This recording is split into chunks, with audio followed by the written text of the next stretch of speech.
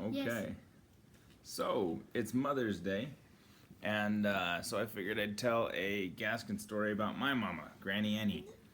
Um, Granny Annie. I'm trying to think, what should I tell a story about? What do I remember about Granny Annie the most from growing up?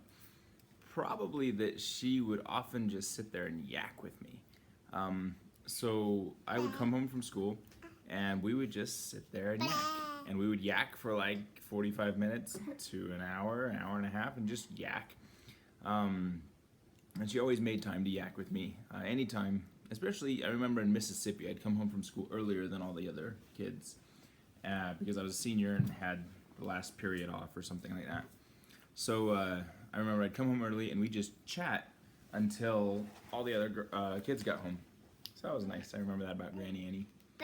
I also remember she had a huge impact on the way I turned out. Not just my behavior and my demeanor and all that, but a huge impact on the way I view the world and view problems. So I'm one who likes to invent and create and never, ever just meet the status quo. Never just do what's expected. That's something my mama taught me. Always do more than what's expected. Not to overachieve, but to not be bland. I remember in elementary school we had to memorize a poem. And so a lot of kids failed to memorize it and just read it. A lot of other kids just memorized it, and it was like a zombie reciting a poem. My mama would have none of that.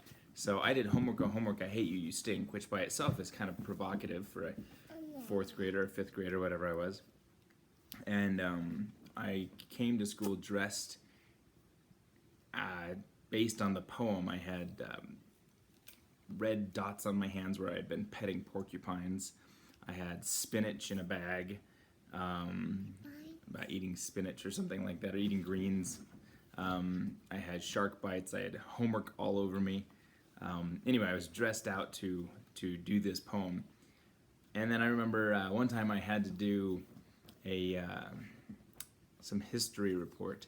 And instead of writing a report, I wrote a rap and had a dance moves all with it. And anyway, it was, I'm sure, hilarious. This little white kid rapping who couldn't sing or dance or rap.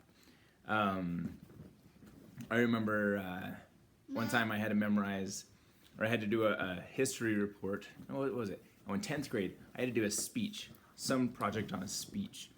And I chose the I Have a Dream speech by Martin Luther King. And instead of just reciting it or telling about its history, I wrote a parody on it called I Have a Craving. And it was all about the vanilla and the chocolate ice cream and how we got to mix them together and make a sundae. And so I literally made a banana split and ice cream sundae as I'm passionately reciting this I Have a Craving speech. And all of this, of course, is due to my mom's influence of trying to encourage me to always do something out of the ordinary, be out of the ordinary, be creative. And that led me to all sorts of things in college. I never did just what was expected throughout my various degrees. And then that has pushed me to become the various things that I am and that I do now.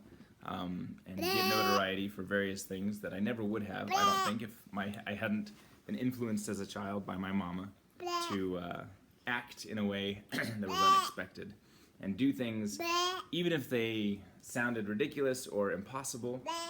Nothing's impossible if you just put your mind to it and be creative and think of another way.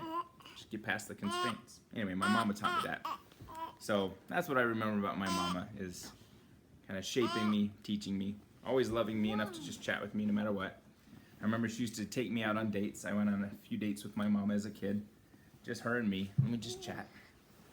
Anyway, that's what I remember about mama.